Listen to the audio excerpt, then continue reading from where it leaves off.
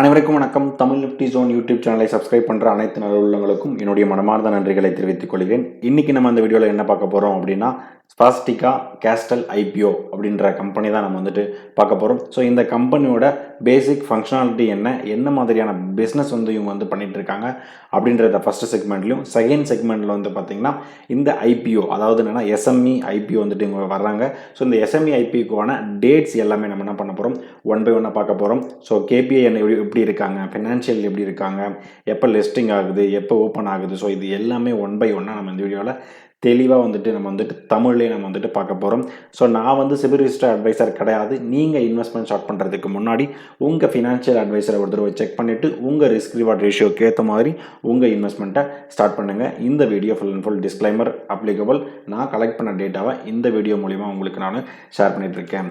நம்ம YouTube channel பார்த்திங்கன்னா Tamil Nifty zone YouTube channel. யாரெல்லாம் தமிழ்லேயே நீங்கள் ஸ்டாக் மார்க்கெட் ரிலேட்டடாக நீங்கள் லேர்ன் பண்ணணும்னு நீங்கள் நினைக்கிறீங்களோ நம்ம சேனல் உங்களுக்கு ரொம்பவே யூஸ்ஃபுல்லாக இருக்கும். நம்ம வீடியோஸ் எல்லாமே ஒன் பை ஒன்னாக கோ த்ரூ பண்ணுங்கள். உங்களுக்கு எல்லாமே பிடிச்சிருந்துன்னா சப்ஸ்கிரைப் பண்ணிவிட்டு சப்போர்ட் பண்ணுங்கள் நண்பர்களே. ஸோ நான் சப்ஸ்கிரைப் ரிலேட்டடாக ஒரு சேலஞ்ச் எடுத்திருக்கேன். கம்மிங் இண்டிபெண்டன்ஸ் டேக்குள்ளே, அதாவது 15/8/2025 1000 சப்ஸ்கிரைபரை ரீச் பண்ணோம் அப்படின்ற ஒரு சேலஞ்சோட இந்த சேனலை நான் ரன் பண்ணிகிட்ருக்கேன். பொறுத்திருந்து பார்ப்போம், நம்ம வின் பண்ணுறோமா இல்லை லூஸ் பண்ணுறோமா அப்படின்னு சொல்லிட்டு. ஸோ ஃபஸ்ட்டு பார்த்தீங்கன்னா ஸ்பாஸ்டிகா கேஸ்டல் ஐபிஓ, ஓகேங்களா. ஸோ இந்த கம்பெனி இன்கார்பரேட் 1996 பண்ணியிருக்காங்க. இவங்களுடைய மெயின் பிஸ்னஸ் என்ன அப்படின்னு பார்த்தீங்கன்னா அலுமினியம் கேஸ்டிங் இவங்க என்ன பண்ணுறாங்க, இவங்க பண்ணிகிட்டு இருக்காங்க. ஸோ அலுமினியம் கேஸ்டிங்கில் பார்த்தீங்கன்னா இவங்களுடைய மெயின் ஆப்ரேட்ஸ் என்னென்னா ப்ரைமராக என்ன அப்படின்னு பார்த்தீங்கன்னா அவங்க மேனுஃபேக்சரிங் செக்டரில் இவங்க என்ன பண்ணுறாங்க பண்ணிகிட்டு இருக்காங்க, focusing on producing high quality aluminium, ஓகேங்களா. ஸோ இவங்க என்னென்னா ரொம்பவே ஹை குவாலிட்டியான அலுமினியம் என்னென்னா கேஸ்டிங் இவங்க பண்ணணும்னு நினைக்கிறாங்க. என்ன ப்ராசஸ் மூலிமா பண்ணுறாங்க அப்படின்னா sand, gravity and centrifugal casting. So இந்த 3 விதமான கேஸ்டிங் மூலிமா தான் என்ன பண்ணுறாங்க, இவங்க அலுமினியம் மேக் பண்ணிகிட்டு இருக்காங்க. ஸோ இவங்க எதுலெல்லாம் இவங்க ஸ்பெஷலைஸ் அப்படின்னு பார்த்தீங்கன்னா sand casting for complex design, ஓகேங்களா. ஸோ காம்ப்ளெக்ஸ் டிசைன் எதெல்லாம் இருக்கோ அதில் பார்த்தீங்கன்னா சாண்ட் கேஸ்டிங் மூலியமாகவும், அதுக்கப்புறம் கிராவிட்டி கேஸ்டிங் மூலியமாகவும் ஒரு ப்ரைசைஸான இருக்கிறது எல்லாமே பார்த்தீங்கன்னா கிராவிட்டி கேஸ்டிங் மூலியமாகவும், அதுக்கப்புறம் high quality components with excellent surface, ஓகேங்களா. ஸோ இதெல்லாம் பார்த்தீங்கன்னா சர்ஃபேஸ் ஃபினிஷ்டு குட்ஸாக நல்லாவே இருக்கணும் அப்படின்றது எல்லாமே பார்த்தீங்கன்னா இந்த கேஸ்டிங் மூலிமா இவங்க பண்ணிட்டு இருக்காங்க. ஸோ அடுத்ததான் பார்த்தீங்கன்னா இவங்ககிட்ட இன்ஹவுஸ் ஹீட் ட்ரீட்மெண்ட் ஃபெசிலிட்டியுமே இவங்ககிட்ட பார்த்தீங்கன்னா இருக்குது. எதனால் அப்படின்னு பார்த்தீங்கன்னா இவங்க இதை வச்சு தான் என்ன பண்ணுறாங்க, என்ஷூர் பண்ணுறாங்க இவங்க சுப்பீரியர் குவாலிட்டி அந்த மாதிரி இருக்குது, எஃபிஷியன்சி அந்த மாதிரி இருக்குது, காஸ்ட் எஃபெக்டிவ்னஸ் எப்படி இருக்குது. ஸோ இது எல்லாமே இவங்க என்ன பண்ணுறாங்க, செக் பண்ணிகிட்டு இருக்காங்க. அதனுடைய mechanical properties and dimensional stability எப்படி இருக்குன்றதையும் இவங்க என்ன பண்ணுறாங்க, அனலைஸ் பண்ணுறதுக்காக ஒரு இன்ஹவுஸ் ட்ரீட்மெண்ட் ஃபெசிலிட்டி இவங்ககிட்ட இருக்குது.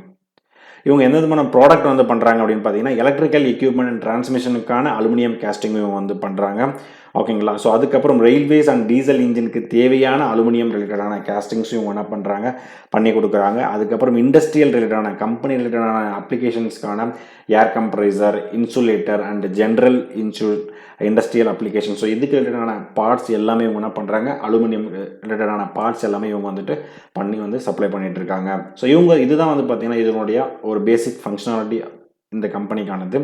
ஸோ அடுத்ததான் பார்த்தீங்கன்னா ஐபிஓ எப்போ ஓப்பன் ஆகுது அப்படின்னு பார்க்கும்போது ஜூலை 21 ஜூலை 23. ஸோ 3 நாள் பார்த்தீங்கன்னா ஐபிஓ ஓப்பன் ஆகுது. ஃபேஸ் வேல்யூ 10 ரூபா பர் ஷேர் என்ன பண்ணுறாங்க, அலோகேட் பண்ணியிருக்காங்க. இஷ்யூ ப்ரைஸ் பார்த்தீங்கன்னா ஃபிக்ஸடாக 65 ரூபாய்க்கு இவங்க என்ன பண்ணுறாங்க வராங்க. ஒரு லாட் சைஸில் கிட்டத்தட்ட 2000 ஷேர்ஸ் இவங்க என்ன பண்ணுறாங்க, அலோகேட் பண்ணி வச்சுருக்காங்க. டோட்டலாக இந்த இஷ்யூ சைஸ் என்ன, இந்த ஐபிஓட இஷ்யூ சைஸ் பார்த்தீங்கன்னா 14 கோடி ரூபாய். அதில் பார்த்தீங்கன்னா ரிசர்வ்டு ஃபார் மார்க்கெட் மேக்கருக்கு அதாவது அரிசான் ஃபினான்ஷியல் கன்சல்டன்ட்டுக்கு பார்த்தீங்கன்னா 0.71 கோடி, அதாவது கிட்டத்தட்ட 71 லட்சம் ரூபாய்க்கு பார்த்தீங்கன்னா இவங்களுக்காக அலோகேட் பண்ணியிருக்காங்க. மீதி இருக்கிற 13.35 கோடிக்கு பார்த்தீங்கன்னா பப்ளிக்காக இந்த ஷேர்ஸ் அலோகேட் பண்ணியிருக்காங்க.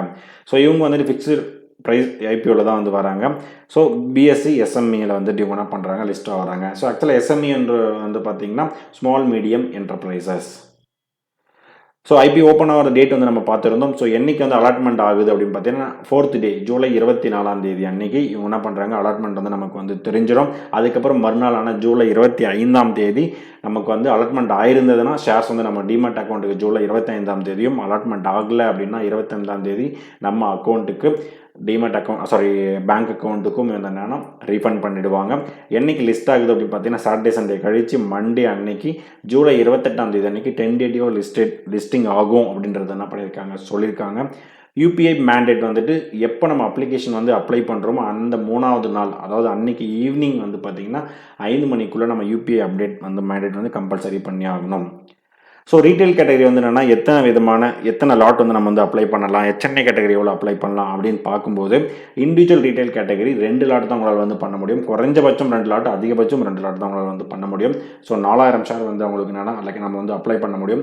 கிட்டத்தட்ட ஒரு மினிமம் நம்ம ஒரு அப்ளிகேஷன் போடுறதுக்கே வந்து பார்த்திங்கன்னா 2,60,000 ரூபாய் இந்த ஷேர்ஸ்க்கு வந்து தேவைப்படுது.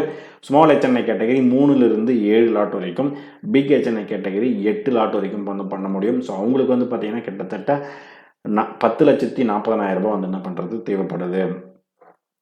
அதுக்கப்புறம் ஸோ நம்ம வந்து ரீட்டைல் கேட்டகரியில் வந்து இருக்கோம். ஸோ நமக்கு ரீட்டைல் கேட்டகரி வந்து பார்த்தீங்கன்னா கிட்டத்தட்ட 50%, அதாவது என்னன்னா 47% ரீட்டைல் கேட்டகரிக்கும், NII கேட்டகரிக்கு 47%, மார்க்கெட் மேக்கருக்கு வந்து பார்த்தீங்கன்னா 5% வந்துட்டு ஓவராலாக 100% வரைக்கும் அலோகேட் பண்ணியிருக்காங்க. ஸோ ஒரு கம்பெனி வந்து பார்க்கும்போது நம்ம என்ன பண்ணுவோம், ஒரு KPI வந்து நம்ம என்ன பண்ணுவோம் பார்ப்போம். ஸோ ரிட்டர்ன் ஆன் ஈக்விட்டி எப்படி இருக்குது, அதனுடைய ஃபண்டமெண்டல் டேர்ம்ஸ் எல்லாமே எப்படி இருக்குன்றதை செக் பண்ணணும். ஸோ ரிட்டர்ன் ஆன் ஈக்விட்டி 28% இருக்குது. ROCE 32% வரைக்கும் இருக்குது. டெப்ட் பை ஈக்விட்டி 0.85. டெப்ட் பை ஈக்விட்டி வந்து பார்த்தீங்கன்னா 1க்கு கீழே இருந்தாலே ஓரளவுக்கு கொஞ்சம் பெட்டராக இருக்காங்க அப்படின்ற மாதிரி தான் தோணுது. ஸோ இங்கே வந்து 0.85 தான் இருக்குது. ரிட்டர்ன் ஆன் நெட் ஒர்த் அப்படி பார்த்தீங்கன்னா 24% இருக்குது. Profit after tax margin 8.88%, EBITDA மார்ஜினும் 15.36%, price to book value 3.66%. So ஒரு KPI எல்லாம் பார்க்கும்போது வந்து பார்த்தீங்கன்னா கொஞ்சம் நல்லாவே இருக்குது, பெட்டராகவே இருக்குது. அதுக்கப்புறம் ஃபினான்ஷியல் ரிசல்ட் வந்து பார்ப்போம். So March 2023, March 2024, March 2025 data வந்து இங்கே வந்து மென்ஷன் பண்ணியிருக்கேன். ப்ராஃபிட் ஆஃப்டர் டேக்ஸ் வந்து பார்த்தீங்கன்னா 58, அதாவது என்னென்னா 0.58 கோடியிலிருந்து, அதாவது என்னென்னா 58 லட்சம் 65 லட்சமாக இருந்தது. அதுக்கப்புறம் வந்து பார்த்தீங்கன்னா 2.63 கோடியாக இந்த மார்ச் 2025 குவார்ட்டரில் இவங்க என்ன பண்ணியிருக்காங்க, ரிலீஸ் பண்ணியிருக்காங்க. ஸோ கிட்டத்தட்ட வந்து பார்த்தீங்கன்னா ஒரு ப்ராஃபிட் மேக்கிங் கம்பெனியாக தான் இவங்க வந்து இருக்காங்க. ஸோ கண்டினியூஸாக பார்க்கும்போது கிராஜுவலாகவே வந்து அவங்க ப்ராஃபிட் வந்து என்னென்னா இன்க்ரீஸ் ஆகிட்டு இருக்கு. ஸோ அதுக்கப்புறம் நெட் ஒர்த்தும் பார்த்தோன்னா 7 கோடி 8 கோடி 10 கோடியாக அவங்க என்ன பண்ணியிருக்காங்க, மூவ் பண்ணியிருக்காங்க. ரொம்ப நல்லாவே இருக்குது. ஸோ EPS வேல்யூ வந்து பார்த்தீங்கன்னா ஏர்னிங் பர் ஷேர் 4.39லிருந்து 3.23 வந்து என்னென்னா சேஞ்ச் ஆகுது. ப்ரைஸ் பர் ஏர்னிங் ரேஷியோவும் 14.8லிருந்து போஸ்ட் ஐபிஓக்கு அப்புறம் 20.14 வந்து சேஞ்ச் ஆகுது. ஸோ இதுதான் நான் வந்துட்டு இந்த வீடியோவில் வந்து நான் கலெக்ட் பண்ணியிருக்க டேட்டா. ஸோ இந்த வீடியோ உங்களுக்கு பிடிச்சிருந்தால் லைக் பண்ணுங்கள். அடிஷ்னல் கமெண்ட் ஏதாவது இருந்தாலும் என்ன பண்ணுங்கள், கமெண்ட் பண்ணுங்கள். ஸோ உங்கள் ஃப்ரெண்ட்ஸ் அண்ட் ஃபேமிலிக்கு நம்ம வீடியோ என்ன பண்ணுங்கள், ஷேர் பண்ணுங்கள். ஸோ ஃபைனலாக எனக்கு சப்போர்ட் பண்ணிகிட்டு இருக்க சப்ஸ்கிரைப் பண்ணுற அனைத்து நண்பர்களுக்கும் நன்றி நண்பர்களே.